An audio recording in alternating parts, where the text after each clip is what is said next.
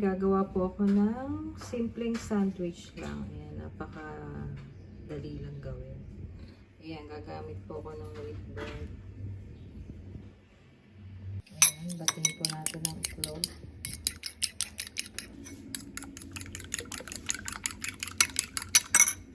Ayan, naglagay na po ako ng mantika. And then, lagay na ang itlog. And then, isalagay na po natin ang tinapay. Ayan. So, ayan. Medyo maliit po kawali pero pwede na rin.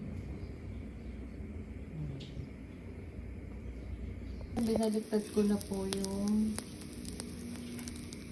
ayan. Lagyan na po natin siya ng lettuce and kamatis. Ayan.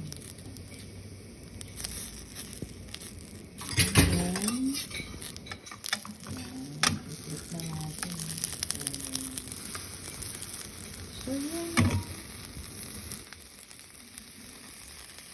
Sandwich sa kawali.